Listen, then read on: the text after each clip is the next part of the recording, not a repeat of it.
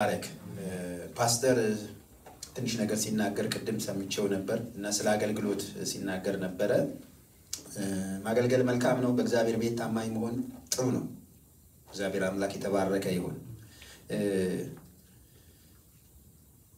በእግዚአብሔር ቤት ታማኝ መሆን በጣም ጥሩ ነገር ነው። ሰዎችን አይተን የምንሰራው ስራ ሁሉ ተሰዎች ነው ዋጋው። እግዚአብሔርን አይተን የምንሰራው ነገር ግን እግዚአብሔር ነው።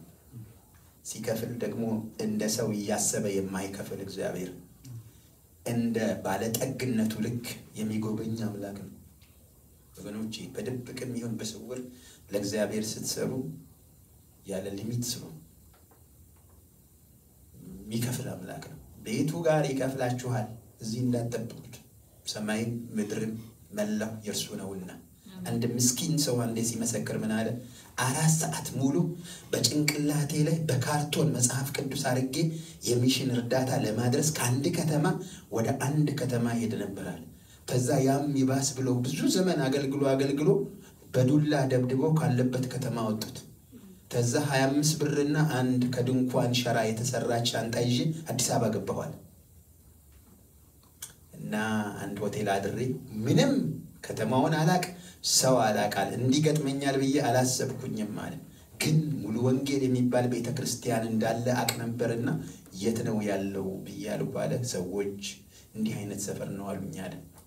ከዛች ከ25 ብሯ ላይ ሆቴል አድሬ የቀረች ገንዘብ ነበረች። ያቺን ይዤ በታክሲ ደረስኳል። ሰው የለም ምን የለም ማለት በሳምንቱ ቀን ውስጥ ነው አልነቃነቃትም። ከዚህ ብዬ ቁጭ አልኩ አለ እዛ ሰው እስኪመጣ ሰው መጣ አገኘኝ አለ። አሁን ይሄ ሰው አታውቁት። በዚህ ምድር ላይ ካሉት ታላላቅ አገልጋዮች አንዱ እሱ። 4 ሰዓት ሙሉ በካርቶን ሙሉ መጽሐፍ ቅዱስ ተሸክሞ በገጠር በእግሩ የሚሄድ ሰውዬ በመጽሐፍ በእንትን አይደለም እላችሁ በመኪና አይደለም በእግሩ። ይሄንን በራሱ የመሰከረው ምስክርነት ነው የምነግራችሁ። ይሄን እምላችሁ ምን እንደሆነ ታውቃላችሁ? የትኛውም ሰፈር ተሰወራችሁ ስሩ። እግዚአብሔር ግን አንዴ ባልጠበቃችሁት ቦታ ላይ ያከብራችኋል። ይሄ ሰው የደከመው ኢትዮጵያ ውስጥ ገጠር ውስጥ፣ እግዚአብሔር የባረከው አሜሪካን ውስጥ። በምን አይነት ሁኔታ? በስልጣን ላይ፣ በፋይናንስ ላይ፣ ሁሉም ነገር እግዚአብሔር ላይ አድርጎታል፣ አክብሮታል። በቃ ስሙ ገኗል እና ግን ተንበርክኮ አይነቃነቅም። ክብር ለጌታ ይሁን። እና እግዚአብሔርን በታማኝነት ማገልገል ሁኔታን አይተን በሰው የሚደረገውን አይተን ሳይሆን አምላኬ ያያል። እግዚአብሔር ይሄንን ነገር አስቡበት። ክብር ለጌታ ይሁን። ዛሬ ልናገር ያለሁበትን መልእክት የምናገርበት ምክንያት ያው ቤተክርስቲያናችን ቅዱሳንን በአላቸው ጸጋ በተቻለ መጠን በአገልግሎት ዘርፍ ላይ እንዲገቡ ያደረገች ነው ያለችውም ወደዛም እየሄደች ነው ያለችው። ስለዚህ ስናገለግል እንዴት አይነት አገልግሎት እናገልግል? ተምሳሌትነት ያለው አገልግሎት የሚል ነገር ነው የምነግራችሁ። ተምሳሌትነት ያለው አገልግሎት ወይም ደግሞ ሌሎችን ሊያንጽ ወይም ደግሞ ለሌሎች ምሳሌ የሚሆን አገልግሎት ምን አይነት አገልግሎት ነው? ክብር ለጌታ ይሁን። ይህን ስላችሁ ዛሬ ቀጥታ አንድና አንድ ሁለትና አንድ 3 እያልኩኝ አይደለም ሄደው መንፈሳዊ ነገር ነው የምናገረው። ክብር ለኢየሱስ ይሁን። ደረቅ ነው። አንድና አንድ ሁለትና አንድ 3 ማለት ደረቅ ነገር ነው። ምንም ከኋላው የምትጠብቁት ነገር የለም ዝንፍ የሚል። ይሄኛው ግን አለው። ኢየሱስ ጌታ ነው። መግቢያ የሚሆነን ጥቅስ ምሳሌ መጽሐፍ ምዕራፍ 14 አነበዋለሁ። ተውት ብዙም ያስፈልጋችሁ አይደለም ይሄ። ሌሎቹን ግን እንደዛ እናደርጋለን። በተቻለ መጠን ብትከታተሉ ሌሎቹን ይፈልጋለሁ። መግቢያው ምሳሌ 14 ቁጥር 35 ላይ እንዲህ ይላል፣ አስተዋይ አገልጋይ በንጉስ ዘንድ ይወደዳል ይላል። አስተዋይ አገልጋይ በንጉስ ዘንድ ይወደዳል፣ በሚያሳፍር ላይ ግን ቁጣው ይነዳል ይላል። አስተዋይ አገልጋይ በንጉስ ዘንድ ማለት በቤተ ክርስቲያን ውስጥ አስተዋይ አገልጋይ በእግዚአብሔር ይወደዳል ማለት ነው። ሌላ ነገር አይደለም። በእግዚአብሔር ይወደዳል። እግዚአብሔር የሚወደው ደግሞ እንደ ሰው ወይም እንደኔ ሆኖ ይሄ ልጅ ጥሩ ልጅ ነው የሚል አምላክ አይደለም። ሰው ከሚለውና ከሚያስበው ይልቅ ሁሉ አብልጦ ለሚያደርግ ማድረግ ለሚችል አምላክ ኃያልን ነገር በሰውየው ህይወት ውስጥ ያደርጋል ማለት ነው። ክብር ለጌታ ይሁን።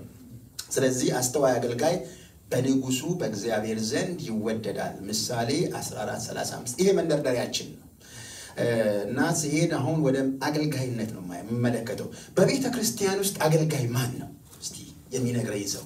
እዚህ ጋር ማይኩን ይዞ የሚናገረው ሰውዬ መስፍን፣ ፓስተር መስፍን፣ ፓስተር ዝጊ፣ አገልጋይ ማን ነው እስቲ ንገሩኝ። አስቡ ራሳችሁን ቆም ብላችሁ። አገልጋይ ማን ነው? አገልጋይ ማን ነው? ክብር ለእግዚአብሔር ይሁን። በቃ ካሰባችሁ ይበቃኛል። አምሯችሁ ትንሽ ቀስቀስ ካለ ይሄኛል። ኢየሱስ ጌታ ነው። አገልጋይ ማለት ጌታ በአንድም በሌላ መንገድ ና ብሎ ወደ ቤቱ ያመጣውና ሂድ ብሎ የላከው ሰው በሙሉ አገልጋይ ነው። ወንጌል ስራ የሚጠናቀቀው ኑ እና ሂዱ ነው። ከዛ ውጭ የለም። ሂዱ እና ለፍጥረት ሁሉ ምን እንበቁ ወንጌልን ንገሩ ነው የተባለው። ምን በሉ? መጀመሪያ ኑ ስሙ፣ ከዛስ ሂዱ አገልግሉ። ጌታችን ኢየሱስ ክርስቶስ ከሚዘገይበት ምክንያት አንዱ ሰዎች ሁሉ ወንጌልን ስላልሰሙ እንጂ ቢጠናቀቅ ጌታ ይመጣል። ክብር ለጌታ ይሁን። በቤተ ክርስቲያን ውስጥ ማን ነው አገልጋይ ስንል ተጠርቶ የመጣ ሁሉ። ስለዚህ ያልመጣ ለዚህ ቤት የመጣ ሁሉ ነው የመጣው ዛሬ። እና የመጣው ሁሉ ምንድነው? አገልጋይ ነው። ግን ቦታችን ላይ አልተገኘን ሊሆን ይችላል። ልንገኝ እንችላለን። ግን ቤተ ክርስቲያን ደግሞ ልታስይዘን እየተዘጋጀች ነው። እና በተገኘንበት ወይም ደግሞ በተመደብንበት ቦታ ላይ እንደ እግዚአብሔር ፈቃድ ልናገለግል ይገባል። ማርቆስ 4:19 እና 21 የሚያነብልኝ ሰው ፈልጋለሁ። ማቴዎስ 4:19 ቢቻልም ከ18 ጀምሮ እስከ 18 እስከ 20 ያነብልኝ። ማቴዎስ 4 ፓስተር አገኘው? እሺ። በገሊላ ባህር አጠገብ መላለስን ሁለት ወንድማማቾች ጴጥሮስ የሚሉትን ስምዖንን ወንድሙንም እንድርያስን መረባቸውን ወደ ባህር ሲጥሉ አየ። አሳ አጥማጆች ነበሩና እርሱም በኋላዬ ኑና ሰዎችን እንድትሆኑ አደርጋችኋለሁ አላቸው። ወዲያውም መረባቸውን ትተው ተከተሉት። አሜን። ምን አላቸው? መጀመሪያውኑ ኑ ሰዎችን አጥማጆች አደርጋችኋለሁ ብሎ ጠራቸው። እነሱ ምን አደረጉ? ስራቸውን ትተው ተከተሉት ነው የሚለው። ክብር ለጌታ ይሁን። ኢየሱስ ብዙዎችን በዚህ መንገድ ጠርቷል። አንዱ ይሄ ነው። ጴጥሮስንና ወንድምየውን እንድርያስን የጠራበት ነው። ሌላም ያዕቆብንና ዮሐንስን እንደዚሁ የጠራበት ሁኔታ አለ። ሌላው ደግሞ ማቴዎስንም እንደዚሁ ነው። ተከተለኝ። ማን ነው የሚያይልኝ? ማቴዎስ 9:9 የሚያነብልኝ። ተከተለኝ።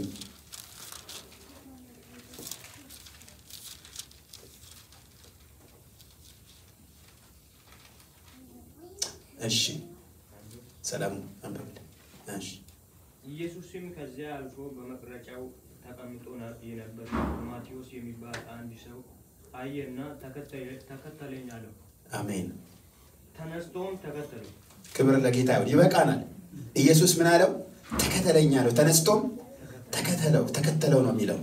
ክብር ለኢየሱስ ይሁን። ኢየሱስ ክርስቶስ ጌታ ነው። እነዚህ ሰዎች ኢየሱስን እንዲከተሉ የተጠየቁት አሁን እንኳን ካየናቸው ወደ 4 እና 5 ሰዎች ጴጥሮስ እና እንድርያስ ወንድማማቾች፣ ያዕቆብ እና ዮሐንስ እንደገና ማቴዎስን ስንመለከት ጌታችን ኢየሱስ ክርስቶስ ኑ አላቸው፣ ተከተሉኝ አላቸው። እነዚህ ምን አደረጉ ይላል? የራሳቸውን ነገር ትተው ኢየሱስን ተከተሉት ይላል።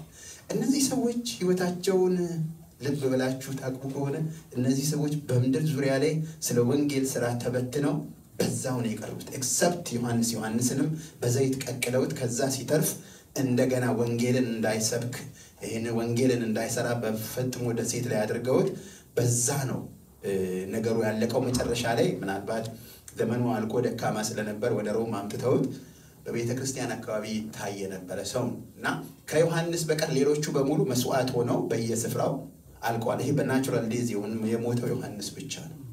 እና ምን ተብለው ነው? ኑ ተብለው ከዛ ምን ተባሉ? ውጡ የተባሉት። በሄዱበት ምድር ላይ ወንጌልን ሰብከው ለዛው መስዋዕት ሆነው ነው ያለፉት። ክብር ለጌታ ይሁን። እና የወንጌልን ስራ ስናስብ የእግዚአብሔርን ቤት ስራ ስናስብ እግዚአብሔር ና ብሎ የጠራው ሁሉ አገልጋይ ነው። ይህንን ብላችሁ ደግሞ ሌላ ቦታ ላይ ብንሄድ ደግሞ ማየት እንችላለን። የነ ጳውሎስን አጠራረ ብንሄድ ጳውሎስ ደግሞ አመፀኛ ስለነበረ ነው ያደረገው። መታውና ከጣለው በኋላ ምንድን ያለው? አሁን ለተገለጥኩልህ ቀጥየም ለምገለጥልህ ነገር ለዚህ ምስክር ትሆን ዘንድ እንድታገለግል እኔ መርጫለሁ ያለው። እንድታገለግል ጌታ ሲያመጣ ሊያወጣ ነው። የት ነው የምትወጣው? እንዴት አድርጌ ነው ከዚህ በኋላ ከቤት ከማደሪያ ትወጣ የለም? ጠዋት መኪና ይዘን አንወጣም? መንገድ ላይ ሰው ካገኘን ኢየሱስ ያድናል። በጣም ትልቅ ኦፖርቹኒቲ አለ። ለምሳሌ አሁን ታክሲ ላይ ብዙ መስራት ይቻላል ብዬ ገምታለሁ። ግን ያው ሳክሪፋይስ ዋጋ ያስከፍላል። እንዳልኳችሁ እንደ ሰዎቹ ባይገሉንም ሰዎቹ ሁለተኛ ከስተመር ላይ ሆነ ወይም ሪፖርት ሊያደርጉብን እንደሚችሉ ይገመታል። ኤክስፔክትድ ነው። ግን there is opportunity ምንድነው?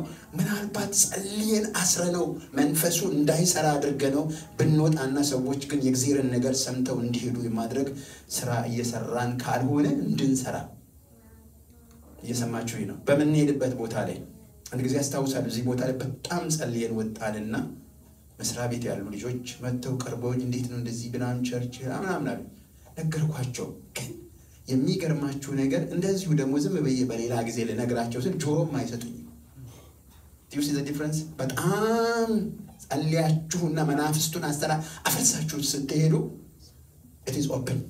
ቢያንስ በሰዎቹ ላይ በአካል ባናየው በውስጣቸው እነሱን ኮንትሮል እንዳያደርግ ይቻላል፣ እንዳይሰራ ማድረግ ይቻላል። እሱን አስራችሁ እሱን አደብዝዛችሁት እንዳይንቀሳቀስ አድርጋችሁ የእግዚአብሔርን ነገር ሰዎች ውስጥ መክተት ትችላላችሁ።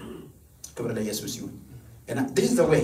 አሁን እንደነ ዮሐንስና እንደነ ማቴዎስ ዘመን መነገጃችንን ወይም ስራችንን አቆመን ወደዚህኛው መንገድ እንሄዳለን ባይሆንም በመንሰራበት ቦታ ላይ ይሄንን ስራ መስራት እንችላለን። ኢየሱስ ጌታ ነው። እና ደግሞ ጠላት ዝም ብሎ ስለማያይ ሊበቀል እንዳይመጣ እሱን ሐሳቡንና ስራውን ያፈረስን ልንወጣ ይገባል። ክብር ለጌታ ይሁን። እነዚህ ሰዎች እንዳልኳችሁ ኑ ተብለው ወጡ። በመንደር ዙሪያ ላይ በቃ ለወንጌል ለእግዚአብሔር የሚቀርብ መልካም መዓዛ ያለው ሽታ ሆነው መስዋዕት ሆነው ነው ያለፉት። ኢየሱስ ጌታ ነው። ሁላችንም ወጪ እንደሆናችን መውጣት እንዳለብን መጽሐፉ ይናገራል። በሌላ ቦታ ላይ ማቴዎስ 28 ላይ ከቁጥር 19 ጀምረን ስንመለከተው ያንን ይናገራል። ወንድሜ ዘላለም ታነብልኝ። ማቴዎስ 28 ከቁጥር 19 ጀምሮ ያለውን እስከ 20 ያለው ጌታችን ኢየሱስ ክርስቶስ በሰማይ በምድር ስልጣን ተሰጠኝ ብሎ ከዛ ቀጥሎ የሚለውን ቃል ይናገራል። እዛ ጋር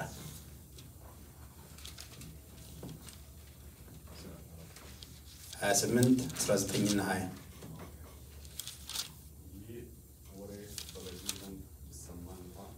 ማቴዎስ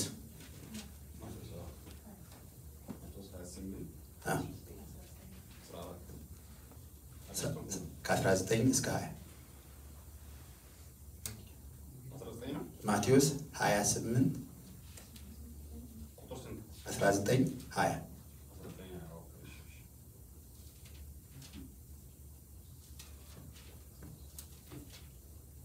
ስለዚህ ሂዱና ሕዝቦችን ሁሉ በአብ በወልድና በመንፈስ ቅዱስ ስም እያጠመቃችኋቸው በቃሉ ዙሪያ አድርጓቸው ያዘዟችሁንም ሁሉ እንዲጠብቁ አስተምሯቸው። እኔም እስከ ዓለም ፍጻሜ ድረስ ሁልጊዜ ከእናንተ ጋር ነኝ። አሜን። ክብር ለጌታ ይሁን። ይሄ ማቴዎስ 18 ላይ the great commission verse ነው የሚባለው። ይሄ verse ላይ ምን ይላል መሰላችሁ? እንግዲህ ሂዱና አሕዛብን ሁሉ ሂዱ። እንግዲህ ሂዱና ቀደም ኑ ነው የተባሉት። አሁን ምን ተባሉ? ሂዱና አሕዛብን ሁሉ በአብ በወልድ በመንፈስ ቅዱስ ስም እያጠመቃችኋቸው ያዘዝኳችሁንም ሁሉ እንዲጠብቁ ያስተማራችኋቸው ደቀ መዛሙርት አድርጓቸው። እነሆም እኔ እስከ ዓለም ፍጻሜ ድረስ ሁል ጊዜ ከእናንተ ጋር ነኝ። ስትሄዱ ብቻችሁን አይደላችሁም። ትዝ ይላችኋል ጳውሎስን እኮ ጌታ ያገኘው ቅዱሳንን ሲያሳድድ ነው። መንገድ ላይ ወደ ዳት ኢምፕላይ ምንድነው የሚያሳየን? ጌታ ከነሱ ጋር ነበር። ጌታ ከነሱ ጋር ነበር። እነሱን አታክ ሊያደርግ ሲሄድ ጌታ እሱን በብርሃን መታውና ቀጥልና አንተ ትሰራለህ፣ እንደውም የበለጠ ነገር ትሰራለህ። የወረደበት ኃይል ምናልባትም በባለ 50 ቀን ከወረደውና እነዛ ጌታን ለመመስከር ከሄዱት ሰዎች ይልቅ የበለጠ ኃይል ስለተቀበለ በበለጠ ክብርና ኃይል ወንጌልን እስከ ሕይወት እልፈቱ ድረስ በኃይል ያገለገለ ሰው ነው። ክብር ለኢየሱስ ይሁን። ኢየሱስ የእግዚአብሔር ልጅ ጌታ ነው እና ይሄንን እናያለን። ሌላ ደግሞ ስትመለከቱ አንደኛ ጴጥሮስ ምዕራፍ 2 ቁጥር 9 ላይ ከጨለማ ይላል ወደሚደነቅ ብርሃኑ የጠራችሁን፣ ከጨለማ ወደሚደነቅ ብርሃኑ የጠራችሁን ኑ ያላችሁን የእርሱን በጎነት እንድትናገሩ የተመረጠ ትውልድ፣ የንጉሥ ካህናት። ቅድም ሰምታችኋል። ታማኝ አስተማማኝ የሆነ አገልጋይ በንጉሥ የተወደደ ነው ይላል አይደለም? እዚህ ጋር ደግሞ መጥቶ ምን ይለናል? ምን ነው የሚለን? የንጉሥ ካህናት ናችሁ፣ እርሱን ታገለግሉታላችሁ። ከጨለማ ወደሚደነቅ ብርሃን የጠራችሁን የእርሱን በጎነት እንድትናገሩ የተመረጠ ትውልድ፣ የንጉሥ ካህናት፣ ቅዱስ ሕዝብ፣ ለርስቱ የተለያችሁ ወገን። ከዚህ በፊት ወገን አልነበራችሁም፣ አሁን ግን እናንተ የእግዚአብሔር ቤተሰቦች ናችሁ። ክብር ለጌታ ይሁን። ጠራችሁን ጌታ እንድታገለግሉ። ምን አይነት አገልግሎት? የእርሱን በጎነት። ቅድም እዚህ ጋር ይዘመረው የነበረው እግዚአብሔር መልካም ነው፣ እግዚአብሔር መልካም ነው፣ እግዚአብሔር መልካም ነው። እናንተ እርሱን የጠራችሁን እንድታገለግሉት። ክብር ለጌታ ይሁን። ታዲያ እኔ የቱ ጋር ነኝ ለሚለው ጸጋ ያልተሰጠው የለም። ሙሴን ታቦቱን ስራ በተባለ ጊዜ ባለሙያ ሲል እግዚአብሔር ባስላይ ጋር ሄድ፣ እኔ እንደዚህ አይነትን ጥበብ የሚሰራበትን ለሱ ሰጥቼዋለሁ። ጥበብን ያልተቀበለ ሰው የለም። ጸጋ ጌታ ያልሰጠው ሰው የለም። አለ ግን ለይቶና ወስኖ ሰው ሲገባ እግዚአብሔር ክብሩን በዛ ሰው ህይወት ይገልጣል። ኢየሱስ ጌታ ነው። ስሙ ለዘላለም። በውስጣችሁ ባለው ነገር ወደ ኋላ አትበሉ ነው እያልኩ ያለሁት እና እግዚአብሔር በሰጣችሁ ነገር ገፍታችሁ ውጡ። የግድ ራስ እዚህ ጋር አንድ ሰው ቆሞ እየተንቀጠቀጠ እንዲነግራችሁ አትጠብቁ። የእግዚአብሔር ቃል የተፈተነ ምንም ነገር የማይወጣለት የትንቢት ቃል ነው። ከዚህ ሌላ ብዙ ሌላ ትንቢት አስፈላጊ ላይሆን ይችላል። ጳውሎስ ቅድም እንዳልኳችሁ ጳውሎስ ጌታን ሲያገኘው ልሾምህ ነው አለው። ልሾምህ ነው ሲል መስሪያ ቤት አይደለም፣ የሆነ ካምፓኒ አይደለም ልሾመው፣ በመንግስቱ ስራ ላይ ሊሾመው እና አገልግሎት ሊሰጠው ነው እግዚአብሔር እንደዛ ያለው። እና ሐዋርያት ሥራ ምዕራፍ 26 ላይ እንዲህ ይላል። ጳውሎስን ምን አለው ጌታ? ነገር ግን ተነሳና በእግርህ ቁም። ስለዚህ እኔን ባየህበት ነገር ለአንተም በምታይበት ነገር አገልጋይና ምስክር ትሆን ዘንድ ልሾምህ ታይቻለሁ። አገልጋይ ትሆን ዘንድ ልሾምህ ታይቻለሁ። ባየህበት በምታይበት፣ አሁን ባየኸውም ቀጥሎም በማሳይህ እግዚአብሔር በየዘመናቱ የገለጠላችሁና ያሳያችሁ ነገር አለ። ሰምታችሁ ቁጭ ሰምተን ቁጭ እንዳይሆን በሰማነው ባየነው፣ ከዚህ በፊት ባየነው አሁንም በምናየው ነገር እግዚአብሔር እንድንወጣ ይፈልጋል። ይህንን ነው የሚናገረው፣ ሌላ ነገር አይደለም። ጳውሎስ እኔ ልደበድብህ አይደለም፣ እኔ ጉልበተኝነቴን ልገልጥ አይደለም፣ ነገር ግን ተነስና ቁም። እኔን ባየህበት ነገርና ለአንተም በምታይበት ገናም ወደፊት በምታይበት ነገር አገልጋይና ምስክር ትሆን ዘንድ ልሾምህ ታይቻለሁ። አገልጋይና ምስክር ትሆን ዘንድ ልሾምህ ታይቻለሁ። ትላንት ትልቅ ነገር አየሁ። ሃሌሉያ ፕሬዝ ጋድ ብለን ሰፈር ውስጥ እንድንዞር የእግዚአብሔር ዓላማ አይደለም። እግዚአብሔር በሚያሳየን ነገር ስራ እንድንሰራ ይፈልጋል። ክብር ለኢየሱስ ይሁን። ስራ እንድንሰራ ይፈልጋል። እግዚአብሔር ስራ እንድንሰራ ይፈልጋል። ስሙ ለዘላለም ይባረክ። እና ስለ አገልግሎት ስናስብ ልኩስ ምን ያህለው ወይም ደግሞ የቱ ጋር ነው በቃ የሚያበቃው ወይም ደግሞ ስታንዳርዱስ ምንድነው ብለን ለምን ጠይቅ ሰዎች የአገልግሎት ልኬቱ ኢየሱስ ብቻ ነው ሌላ ነገር የለም ኢየሱስ የመጨረሻው የአገልግሎትን ፍጻሜ ሰራሱን ይሄንን የሚገልጽልን ክፍል ዕብራውያን 12 ከ1 እስከ 2 ራስ ያነበዋለሁ ዕብራውያን 12 ከ1 እስከ 2 ላይ እንግዲህ እነዚህን የሚያህሉ ምስክሮች እንደ ደመና በዙሪያችን ካሉን እኛ ደግሞ ሸክምን ሁሉ ቶሎም የሚከበልን ኃጢአት አስወግደን የእምነታችንን ራስና ፈጻሚውን ኢየሱስን ተመልክተን በፊታችን ያለውን ሩጫ በትዕግስት እንሩጥ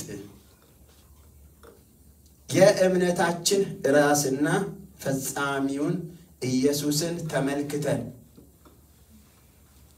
ይሄ መልእክት በደንብ ከገባን ሰዎችን ተመልክተን ከሆነ አንድ ሰሞን ላይ ወጣል አንድ ሰሞን ታች ይወርዳል አንድ ሰሞን ከመስመር ወጥቶ ልናገኘው እንችላለን ያ ሰውዬ ልትሉ ትችላላችሁ አው ሰውዬ ነውና ይሆናል የማይነቃነቅ መሰረት ግን ክርስቶስ ብቻ ነው ምንም ነገር ዘመን ጊዜ ሁኔታ የማይለውጠው ለኛ ለእምነታችን ወይም ለአገልግሎታችን ተምሳሌትነት የምንወስደው ኢየሱስ ብቻ ነው እርሱ የእምነታችንም ራስና ፈጻሚ ኢየሱስ ብቻ ነው እሱ ስታንዳርዳችን እሱ ነው በቀለንም ማየነው የሆነ ቦታ ላይ ድካም ሊያሳይ ይችላል አበበንም ማየነው የሆነ ቦታ ላይ ድካም ሊኖር ይችላል ሌላ አየለንም ማየነው እንደዛ ሊደከም ይችላል የማይደክም ሁሉን ግን ድል አድርጎ በአባቱ ቀኝ የተቀመጠው ኢየሱስ ብቻ ነው እና በምንም ናየው አገልግሎት ሁሉ እስከ ሞት ድረስ የታመንኩ ኢየሱስ ነው እስከ ሞት ድረስ ታምኑ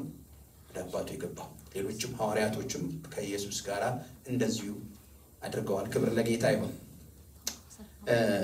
መጽሐፍ ላይ ስንመለከት የኢየሱስ አገልግሎት ታዲያ ምን ይመስላል በነቢያት ተነግሯል በብሉይ ኪዳን ላይ በአዲስ ኪዳን ራሱ ኢየሱስም ተናግሯል በነቢያት በብሉይ ኪዳን ላይ ምን ተብሏል ብትሉኝ ምዕራፍ 42 ኢሳይያስ ቅድም ፓስተር ሲያነባው ነበርና በተለያየ ክፍል ላይ አብዛኛው የኢየሱስን ፕሮፌሲ የተናገረው ኢሳይያስ ነው እና እዚህ ቦታ ላይ ምዕራፍ 42ን ከ1 እስከ 4 እናየዋለን ኢሳይያስ መጽሐፍ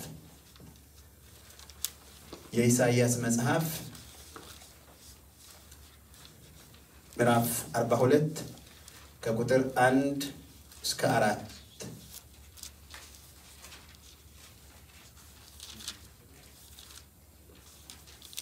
አገኛችሁት ሁላችሁም እንድታገኙ ተፈልጋለሁ 42 ቁጥር 1 ከ1 እስከ 4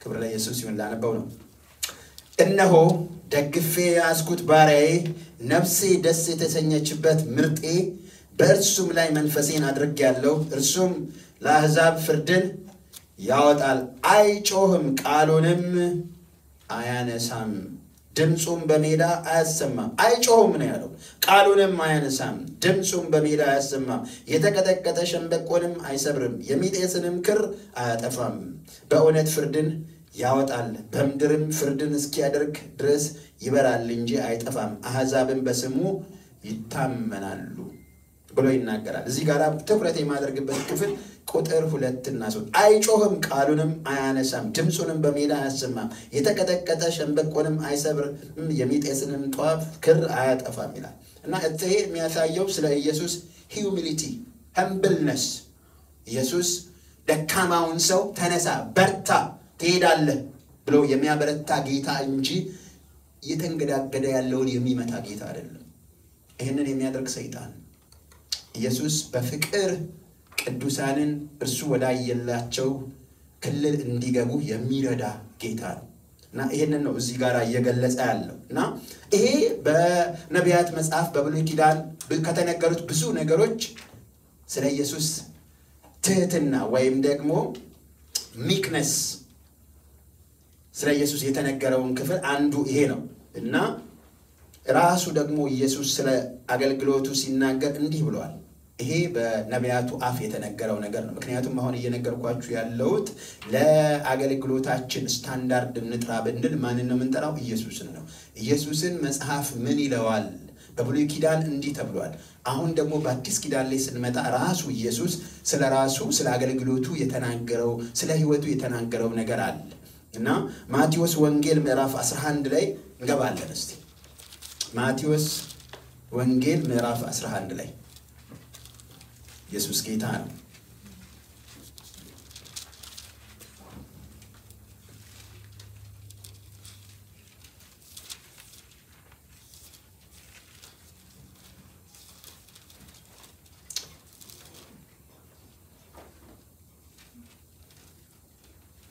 ክብር ለጌታ ይሁን። ኢየሱስ ጌታ ነው። ዳንኤል ታነብልኛል አግኝተው ከሆነ ማቴዎስ 11 ከቁጥር 28 ጀምሮ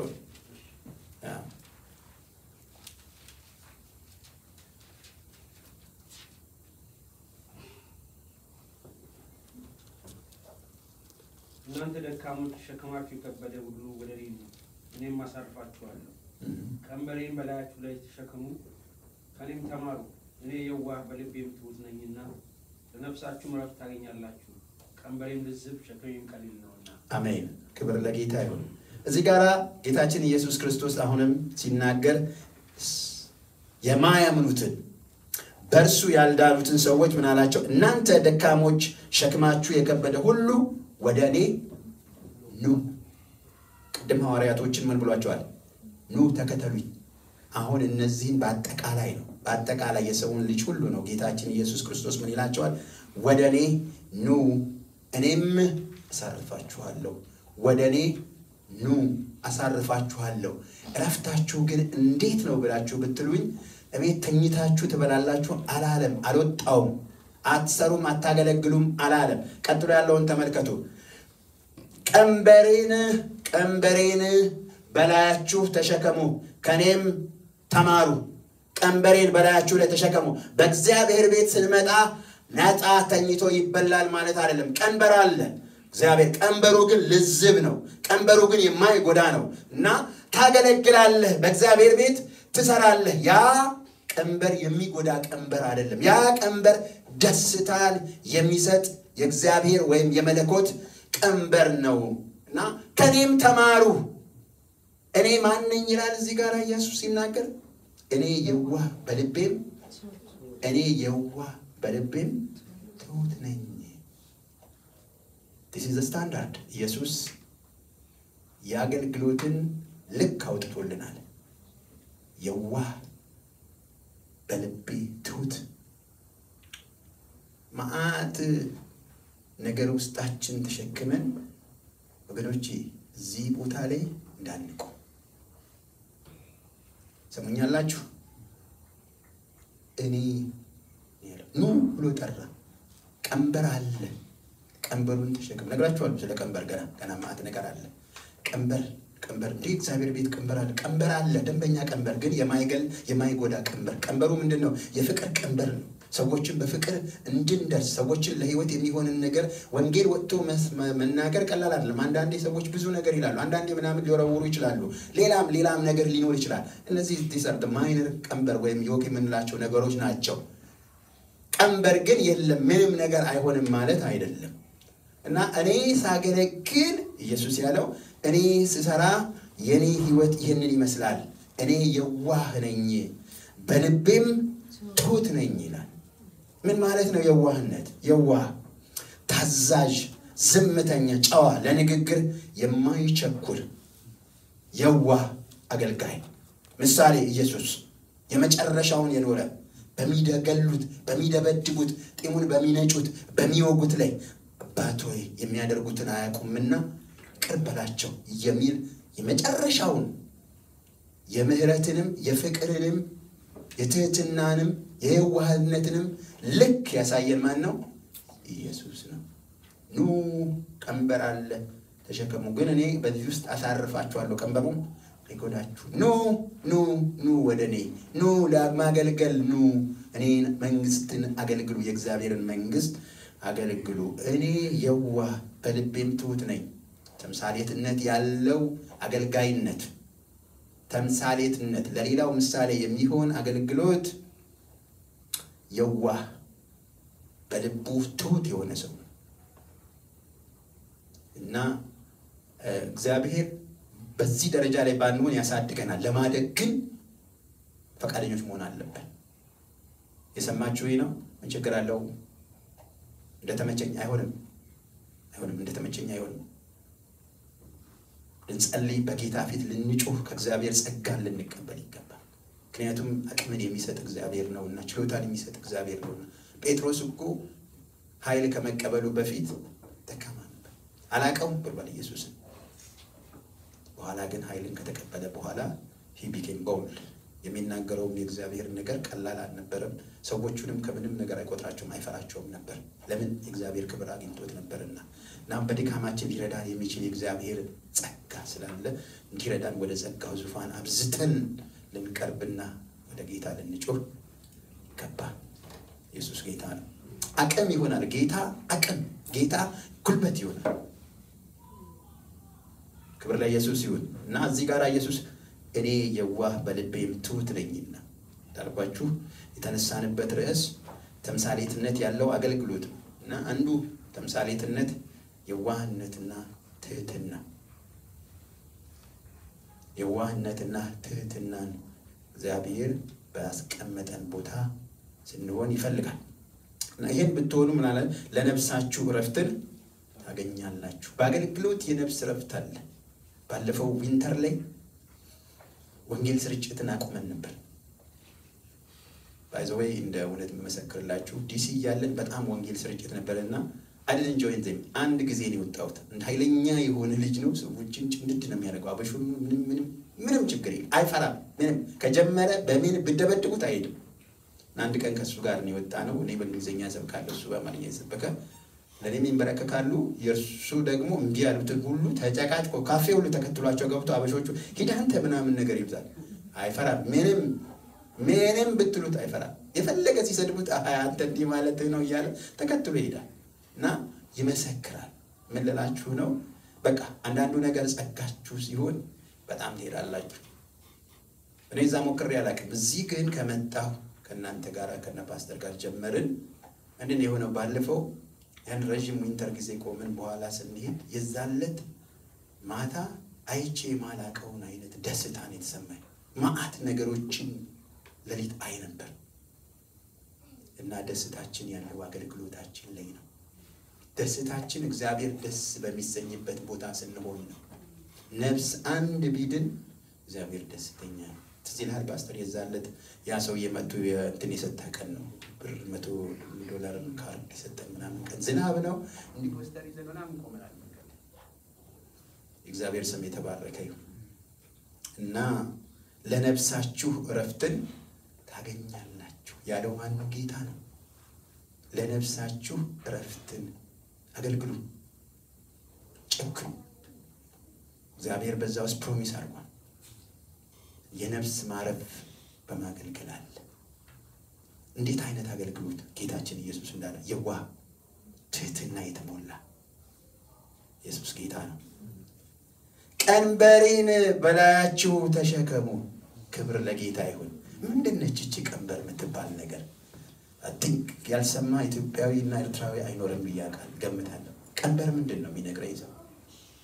ቀንበር ምንድነው? ወደዛ አይተ ቀንበር ዝም ብሎ መጽሐፍ ቅዱስ ላይ የተጻፈ ቃል ነው ወይስ? ኢትዮጵያ ውስጥ ማኮ አርባን ኤሪያው እኔ በነበርኩበት ዘመን በጣም ግላውቴን ነው።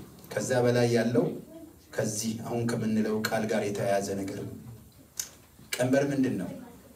ቀንበር ማለት በበሬዎች አንገት ላይ ታስሮ በሬዎች እርሻ የሚያርሱበት ማረሻውን የሚጎትት መሳሪያ ነው። ግን ቀንበር በአንድ በሬ ላይ ይደረጋል? አይደረግም። በስንት ሁለት ይተዋወቃሉ? ምናልባት ላይተዋወቁ ይችላሉ እነዛ አኒማሎች አይደለም።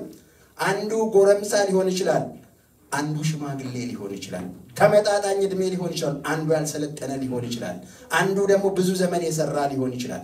በእግዚአብሔር መንግስት ስራ ላይ እግዚአብሔር ሲያመጣን የሚጠምደን ከግራ ከሚያጋቡን ሰዎች ጋር ሊሆን ይችላል። በፋይናንሳቸው ጥሩ ሆነው በእናንተ ስራ በሚያሾፉ ሰዎች ሊሆን ይችላል። ጌታ ግን በዚህ ሁሉ ውስጥ ምን በሉ? ቀንበሬን ተሸከም። ከማይመች ሰውዬ ጋር አው ከማይመች ሽማግሌ ጋር? አዎ። ከትንሽ ልጅ ጋር? አዎ። ከምታስቸግር እህት ጋር? አዎ። በአጋጣሚ ሆኖ ጥሩ ስለሆነ ከሱም ጋር አዎ ነው የሚለን ጌታ። ቀንበር ላይ ማን አብሯችሁ የእግዚአብሔርን መንግስት ስራ እንደሚሰራ ስለማታውቁ በቆማችሁበት ቦታ ላይ ሁሉ ለመቀበል ራሳችሁን አዘጋጅታችሁ መቆም አለባችሁ። ቀንበሬን ተሸከሙ። ቀንበሬ ልዝብ አላት፣ ጉዳት ግን ልዝብ ነች። ስራው የአንድ ሰው ስራ አይደለም። የመንግስቱ ስራ ሰፊ ነው እና ከሌሎች ጋር ተጓድነን አብረን ነው የምንሰራው። 5 ሆነው ሲዘምሩ እንዴት ቀጥታ ወደ ሰማይ ይገባል መሰላችሁ? አንድ በጥባጭ ሊኖር ችግር ነው አይደለም? ከዚህ በፊት ድሮ ፓስተር ታች ነው ታች ከዛኛው ወዲያኛው በፊት የነበራችሁ ጊዜ ችግር ነበር። ኳየር ውስጥ ምናምን የሚረብሹ ልጆች እና ምን ሲል ነበር እና አንድ በጥባጭ ካለ ችግር ነው። ግን እነሱንም ቢሆን በተቻለ መጠን የእግዚአብሔርን ሐሳብ እየነገርን የእግዚአብሔርን ስራ እንዲሰሩ ቀንበርን ተሸከሙ ነው የሚለን። ክብር ለኢየሱስ ይሁን። የሚመቸንን ሰው ብቻ እንዳንመርጥ በእግዚአብሔር ቤት። እንደገና ደግሞ at the same time እነዛ ደካሞች ብለን ያልናቸውን ሰዎች እኛ ልንሆን እንችላለን የምናሳድጋቸው በእግዚአብሔር ቤትና ራሳችንን ሰፋ አድርገን ማዘጋጀት አለብን። ቀንበር አለ በእግዚአብሔር ቤት። ቀንበር አስቡ። ቀንበር አንድ ሰው የማይሰራው ስራ ነው። የትኛውንም ነገር ይሁን አይቻለሁ። ሰሜን ኢትዮጵያ ላይ በሬ ከአህያ ጋር አይቻለሁ። ፈረስና አህያ አይቻለሁ። ምንድነው በቃ ስራው እንዲሰራ የማይመቻቹ ማይገናኙ ነገሮች አብረው ሲሰሩ ታያላችሁ።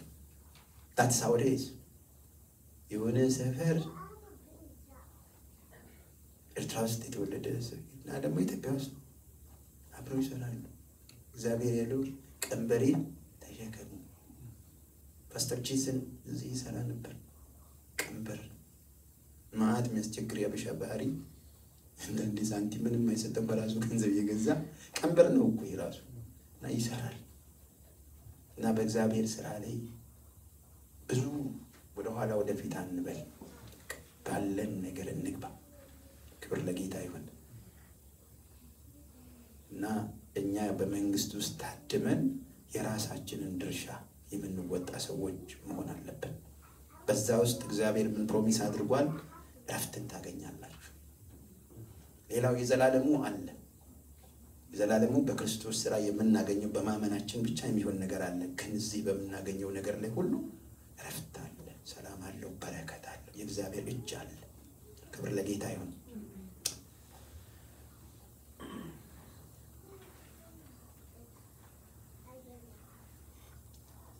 ስለዚህ አገልግሎት ስናገለግል እንግዲህ የአገልግሎት ምሳሌያችን ማን ነው ብለናል?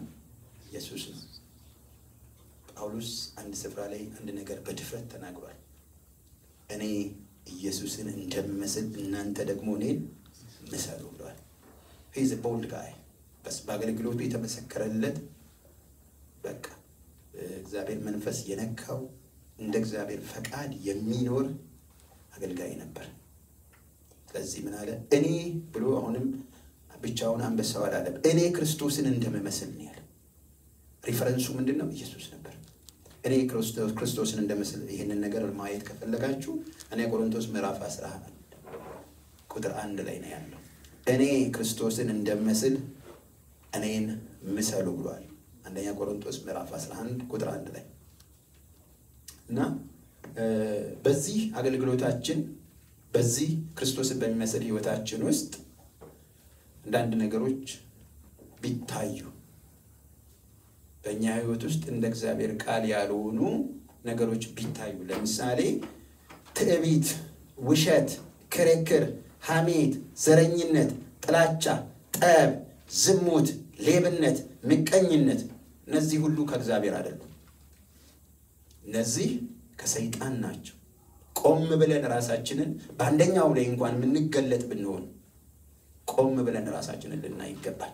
ምክንያቱም እዚህ ጋራ ለአገልግሎታችን ወይም ለህይወታችን ምሳሌ አድርገን የቆጠርነው ኢየሱስን ከሆነና ኢየሱስ ደግሞ እኔ የዋህ በልቤም ትሁት ነኝ ደግሞ ውሸትን እናገራለሁ አይደለም ያለው፣ እኔ ስለ እውነት መጥቻለሁ ነው ያለው። እና ይሄን ሆኖ ሳለ እኛ ሌላ ብናደርግ ሌላ መንግስት ውስጥ እንዳለን ነው የሚናገረው። ባለፈው ገላትያ መጽሐፍ ምዕራፍ 5 ቁጥር 21 እና 22 ስንመለከት እነዚህን የሚያደርጉ የእግዚአብሔርን መንግስት አይወርሱም ነው የሚለው። ክብር ለኢየሱስ ይሁን። ኢየሱስ ጌታ ነው። ስሙ ለዘላለም ይባረክ። ሌላው አሁን እንዳልኳችሁ በአንደኝነት የምናየው በዚህ በአገልግሎታችን ውስጥ በእግዚአብሔር መንግስት አገልግሎት ውስጥ በአንደኝነት የምናየው ክፍል ኢየሱስ እኔ የዋህ በልቤም ትሁት ያለው አገልጋይ ሁሉ የዋህና ትሁት ይሆን ዘንድ እግዚአብሔር ይጠብቅብናል። ክብር ለጌታ ይሁን። ሌላው ምን ይጠበቅብናል? ተምሳሌትነት ያለው አገልጋይ ምን ይጠበቅበታል? ታማኝነት። ታማኝ ብላችሁ ገንዘብ በእጃችሁ ላይ ስለሰጠው ያችን ገንዘብ እንዳለ መስጠት እሱም ታማኝነት ነው። ግን ከዚህ ያለፈ ታማኝነት እግዚአብሔር ይጠብቅብናል። ታማኝ ለእግዚአብሔር ቤት ስንል ለምሳሌ ስንመጣ ቤተክርስቲያን 2:30 ላይ ብንመጣ እኔ ታማኝ አይደለም ነው የምለው ያንን ሰው አንሌስ የሆነ ስፔሻል ኬስ ካልገጠመን በቀር ከአቅም በላይ የሆነ ነገር ምንም አይደለ። እግዚአብሔር ራሱ ያንን ነገር ዲፌንድ ያደርጋል ወይም ፕሮቴክት ያደርገናል። ነገር ግን ሁሉን ነገር በሌዝስ ፌር በቸልተኝነት ምን አለበት ብሄድ መጨረሻ ላይ ስብከቱ ላይ ብደርስ የእግዚአብሔር ክብር በየትኛው ጊዜና ሰዓት እንደሚመጣ አናውቅም። በማለዳም ዝራ በቀትርም በምሽትም ዝራ የትኛው ይበቅል ዘንድ አታውቅምና ይላል መጽሐፍ ቅዱስ። በየትኛው ሰዓት የእግዚአብሔር ክብር በዚህ ቤት እንደሚገለጥ ወይም በእግዚአብሔር ጉባኤ እንደሚገለጥ ስለማናውቅ አንድ ወቅት ላይ ምናልባት ተናግሬ እንደሆነ አላውቅም። የሆነ መኪና በመኪና ውስጥ እየሄድኩኝ እያለ ከኋላ መኪናዬን ሲመታ የጨለማ አሰራር ነው። ወገቤን አመመኝ። ምንም ፊዚካሊ ኢምፓክትድ አይደለሁም ምንም ነገር፣ ግን ወገቤን አመመኝ እና የጨለማ አሰራር ነው። ብዙም አልተረዳሁትም በወቅቱ። ከዛ ስራ ምሽት ነበር አዳር ነበር የምሰራው። ሰርቼ በማለዳ ቸርች ሳልገባ እሁድን አልገባም። ቅዳሜ ካደርኩኝ እሁድ ሳልገባ አልቀርም። በምንም ታምር እየተንገዳገርኩ ቸርች ነው የምሄደው። የሚገርማችሁ አንድ ቀን በረዶ ጥሎ በጣም በቃ ሰው ቸርችም እንዳትመጡ ምናምን ተብሏል። እኔ እየተንገዳገድኩ የተራግሻለ ሸራተተኝ ሄድኩኝ። ልክ በሩ ላይ ስደርስ ያ ነገር ላይመለስ ለዘላለም ከኔ ላይ ሄደ እና በየትኛው በምን አይነት ሁኔታ እኔ በጣም ፓሽኔት ሆኜ ነው እግዚአብሔርን ነገር አገኛለሁ ብዬ ነው ሄድኩት። እና አሁን በዛ ላይ ጸልያለሁ ብትኝ አይደለም፣ ምናልባት በፊት ቀኖች ጸልዬም እንደሆነ አላውቅም። ነገር ግን በዛ ማለዳ እዛ ሳልሄድ አልተኛም ነው ያልኩት እና ሄድኩኝ። ሲሄድ ለቀቀኝ። በቃ መፈወሷን በሰውነቷ አወቀች እንደሚል መልቀቁን በዛን ሰዓት ፈጽሞ ነው ኃይል ስለመጣ በቃ አነቃቀ። ከነ እንቅልፉ ነው አብሮ መጥቶ ያባረረው። እና ምን ልላችሁ ፈልጌ ነው ገና እኮ ሰዎቹም በደንብ መድረኩ ላይ አልቆሙም። ዘማሪም የለም፣ ሰባኪም የለም፣ ምንም የለም። ገና ሲከፈት አካባቢ ነው የገባሁት። ሌሎችም እንደኔ መጡ አሉ። እና ምን ልላችሁ ፈልጌ ነው ታማኝ መሆን በሰዓቱ ታቅም በላይ ከሆነ ምንም አይደለም። ግን በምንችልበት ሁኔታ የእግዚአብሔርን ነገር ሰከንደሪ ማድረግ እኔ ለበኩሌ አይደለም። እና እግዚአብሔር ደግሞ በቃ ፕራዮሪቲ የሚሰጡትን የሚፈልጉ ቅድሚያ የሚሰጡትን እግዚአብሔር ደስ ይሰኝባቸዋል። ስሙ ለዘላለም ይባረክ። ማቴዎስ 25 ላይ ልውሰዳችሁ።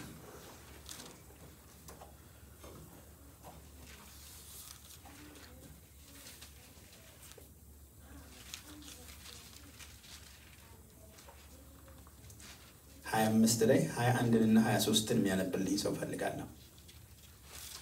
ፓስተር አምጥልኝ 21 እና 23 ጌታውም መልካም አንተ በጎ ታማኝ ባሪያ ታምናሃል፣ በብዙ ሾመሃለሁ፣ ለጌታ ደስታ ግባ አለው። አሜን። ጌታውም መልካም አንተ በጎ ታማኝ ባሪያ በጥቂቱ ታምናሃል በብዙ ሾምሃለሁ ለጌታ ደስታ ግባ አለው። አሜን። ክብር ለጌታ ይሁን። አንደኛው ነገር ሹመት ነው። ሁለተኛው ነገር ደግሞ ምንድነው የሚለው? ደስታ አለው ነው የሚለው። በተሰጣቸው በእግዚአብሔር መክሊት እግዚአብሔር ባስቀመጣቸው ቦታ እግዚአብሔርን ያገለገሉና በተሰጣቸው ነገር እግዚአብሔር ያላቸውን ሰርተው ወይም ደግሞ ትርፍን አትርፈው ያመጡትን ሰዎች ነው እግዚአብሔር እንዲህ የሚናገራቸው። እና ታማኝ መሆን ለእግዚአብሔር ባስቀመጠንና በሰጠን ቦታ ላይ ሁሉ ስንሆን እግዚአብሔር ሪዎርድ አለው። በዘላለሙም ይሁን በምድራዊውም ነገር እግዚአብሔር ሪዎርድ ያደርጋል። ክብር ለጌታ ይሁን። አንድ አንብቤ እጨርሳለሁ፣ ምክንያቱም ክፍሉ ሰፊ ስለሆነ ከዚህ በላይ አልሄድም። አንደኛ ጢሞቴዎስ ምዕራፍ 1 ቁጥር 12ን የሚያነብልኝ ሰው ፈልጋለሁ።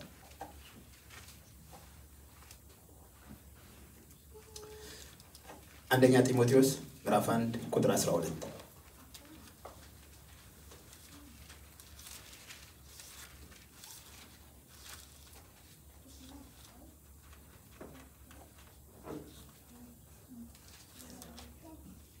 እሺ ሾይ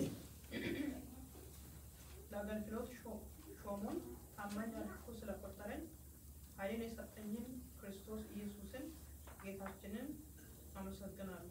አሜን። ክብር ለጌታ ይሁን።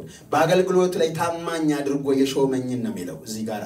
ታማኝ አድርጎ ሾሞኛል፣ ግን ሾመኝና ዝም አለኝ አይልም። እግዚአብሔር ሲሾምና አንድ ቦታ ላይ ሲያስቀምጠን ምን ያደርጋል? ኃይልንም ይሰጣል። እና ታማኝ አድርጎ ነው ያለው። አንዱ ነገር ተመልከቱ። ታማኝ አድርጎ ሾመኝ፣ ደግሞም ለሹመቱ መስሪያ አቅምን ኃይልን ምን አደረገኝ ይላል? የሰጠኝን እግዚአብሔርን አመሰግናለሁ። እና እግዚአብሔር ባስቀመጠን ነገር ላይ በሾመን ቦታ ላይ በታማኝነት ስንወጣ ታማኝ ሆነን በዛ ቦታ ላይ ስንቀመጥ እግዚአብሔር ላስቀመጠን ስፍራ የሚበቃንን አቅም መለኮታዊ ጉልበት እግዚአብሔር ይሰጣል። ስሙ ለዘላለም ይባረክ። ታማኝ መሆን በቤተ ክርስቲያን ማንታመንበት ሚሊዮን ነገር አለ ዝርዝር ውስጥ ከገባን። ግን በገባንና ውስጣችን በመጣው በእግዚአብሔር በሆነው ነገር ላይ ሁሉ ታማኝ እንድንሆን እግዚአብሔር ይፈልጋል። ክብር ለጌታ ይሁን። ይህንንም ክፍል አልጨረስኩትም። ታማኝነትን ቀጥለን ደግሞ እግዚአብሔርን ደስ ማሰኘት፣ ቅንነት፣ እንደገና ደግሞ የተሰጠ አገልጋይ የሚለውን ጌታ ቢረዳን በሌላ ጊዜ ምንም ችግር የለውም። አሁን ያየናቸውን ሁለት ነገሮች ነው ያየነው። ታማኝነትን አይተናል እና ጌታ ደግሞ የዋህና በልቤም ትሁት ነኝ ነው ያለው። ሁለቱን ነው ያየነው። እንቀጥሉት እንሄዳለን እና አገልግሎትን ስናስብ ሁሉ ጊዜ እንዳልኳችሁ ስታንዳርዱ ኢየሱስ ነው። እኔ አገልጋይ አይደለሁም አልተጠራሁም ብትሉ ተጠርተሃል። መጀመሪያ ቀን ወደ ጌታ የመጣ ቀን የተጠራው። ሌላ መገለጥ ሌላ መንቀጥቀጥ አያስፈልግም። ክብር ለጌታ ይሁን። ና ሂድ ነው የእግዚአብሔር እንጂ ቁጭ ብለን አይደለም። በሀገራችን ምን የሚባል ተረት አለ? እየበሉ እየጠጡ ዝም የጋን ወንድም ይባላል አይደለም? በየጋኑ ነው ወንጌል ምንጠጣ ሁላችንም እንሰማለን አይደለም? we have to move out, we have to go out, tell them። እኛ የሰማነውን ሰዎች ይስሙ። እኛ የዳንበትን መዳን ይወቁ። አይቀበሉን ይቀበሉን የኛ ጉዳይ አይደለም። እኛ ግን መናገር አለብን። ጌታ እንደረዳን ይሄንን እንድናደርግ እግዚአብሔር መንፈስ በእኔ አልፎ ለእናንተም ለእኔም ጭምር አስተምሮናል። እግዚአብሔር አምላክ የተባረከ ይሁን። እንጸልይ።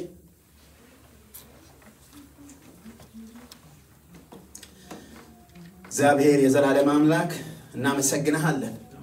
አባ አንተ አትሳሳትም። ብዙ ወንድሞች፣ ብዙ እህቶች፣ ብዙ ጓደኞች፣ ብዙ የሰፈራችን ሰዎች ነበሩ። እነሱ ግን አልዳኑም፣ አልተጠሩም። እኛን ግን ጠርተህናል። አሁንም በጠራህን መጥራት ደግሞ እንድንወጣልህ ባለው እግዚአብሔር ሆይ በመንግስትህ ውስጥ በተምሳሌትነት እንድናገለግል እግዚአብሔር ሆይ ምሪትን እንድትሰጠን እኔ ለምንሃለሁ። ለወገኖቼ አቅምን እንድትሰጥ ለምንሃለሁ። አይኖቻቸውን እንድትከፍት እግዚአብሔር ሆይ እስካሁን ከሆኑት ይልቅ ሌላ ማንነትን ይዘው እንዲያገለግሉ አባቴ ሆይ ምሳሌ አድርገህ የሰጠህንን ኢየሱስ የሱን ማንነት አይተን ሁላችን እንድናገለግል ማንነታችንን እንድትቀይር እኔ ለምንሃለሁ። ከሌሎች የተሻለን ሆነን ሳይሆን አንተ ግን ስላየህን አንተ ግን ስለወደድከን የሆነውን ሆነናል። ነገር ግን ሆነን በቤት ተቀምጠን እንዳንቀር የመንግስትህን ሥራ መስራት እንድንችል እግዚአብሔር የዘላለም አምላክ በጸጋ እግዚአብሔር በመንፈስህ ኃይል እንድታንቀሳቅሰን እኔ ለምንሃለሁ። ባለንበት ደግሞ በሰጠህን አገልግሎት ላይ እግዚአብሔር የዘላለም አምላክ ሆይ እንደሚገባ አንተ እንደምትወድ እንድናገለግል እርዳን። አቤት ስንዘምር እርዳን የኔ ጌታ። በትህትናና ዝቅ በማለት እንድናገለግል እግዚአብሔር ሆይ በታማኝነት እንድናገለግል እንድናደርግ እንድትረዳን በኢየሱስ ስም እኔ ለምንሃለሁ። ሁላችንን ታማኞች አድርገን ባስቀመጥከን ቦታ ላይ ታማኞች መሆን ይሁን የኔ ጌታ። ሰኞ ታማኝ፣ ማክሰኞ ታማኝ፣ ሮብ ታማኝ፣ ሐሙስ ታማኝ፣ አርብ ታማኝ፣ ቅዳሜ ታማኝ፣ እሁድ ታማኞች አድርገን የኔ ጌታ። አንተ ለሚታመኑብህ ታማኝ ነህና እግዚአብሔር የዘላለም አምላክ በእኛ ውስጥ ላለው ታመን እግዚአብሔር ወይ አገልግሎት ብቃትን በኢየሱስ ስም እንድትሰጠን እንለምንሃለን። አቅም ሆነን የኔ ጌታ ኃይልን ስጠን ያልከንን እንድናደርግ እግዚአብሔር ወይ ጴጥሮስን የረዳህ የጴጥሮስ አምላክ አንተ ነህና እንዲሁ እኔንና ወገኖቼን በኢየሱስ ስም እንድትረዳን እንለምንሃለሁ። ኃይል እንድትሆነን እኔ እለምንሃለሁ። አቅም እንድትሆነን እለምንሃለሁ። ምሪትን እንድትሰጠን እለምንሃለሁ። አንደበታችንን እንድትከፍት በኢየሱስ ስም እኔ እለምንሃለሁ። ስም ይባረክ። ባቶይ ስለረዳህን ተመስገን። ስለ ወገኖች ያመሰግንሃለሁ። ስለ ራሴም እንደሚገባኝ መናገር እንድችል አንደበቴን ስለከፈትክ ስም ይባረክ። ወገኖቼ እንዲሰሙ እግዚአብሔር ሆይ ልቦናቸውንም ጆሮአቸውንም ስለከፈትክ ስለረዳሃቸው ስም ይባረክ። ይህንን የማይወድ የአመጽ ልጅ ለዘላለም የታሰረ ይሁን በኢየሱስ ክርስቶስ ስም። እግዚአብሔር ሆይ ኃይልም ማዳንም ስልጣንም መንግስትም የርሱ በሆነው በልጅ በክርስቶስ ኢየሱስ ስም የታሰረ ይሁን። የአመጽ ልጅ በኢየሱስ ስም ይታሰር፣ በኢየሱስ ስም ይታሰር። እግዚአብሔር ስራህን ያፍርስ። የአመጽ ልጅ የታሰረ ይሁን። ስራው ይፍረስ፣ እቅዱ ይፍረስ፣ መንገዱ ይዘጋ። ይሄ ሳምንት ለወገኖች የድል ሳምንት ይሁን። ይሄ ሳምንት የሰላም ሳምንት ይሁን። ይሄ ሳምንት የመከናወን ሳምንት ይሁን። እግዚአብሔር በማናቸውም ላይ ሊወጣ ክፋትን ሊያደርግ ያለ የጨለማ ኃይል በኢየሱስ ስም የታሰረ ይሁን። አስር ነው ይታሰር። በመኪና አደጋ ሊፈጥር በመንገድ ላይ ችግር ሊያመጣ ያለ የአመጽ አሰራር እቅድ ሁሉ በኢየሱስ ስም ይፍረስ። በኢየሱስ ስም ፈረሰ ይሁን። እናመሰግንሃለን። ስም ይባረክ። ስለ ሁሉ ተመስገን በጌታ በኢየሱስ ስም።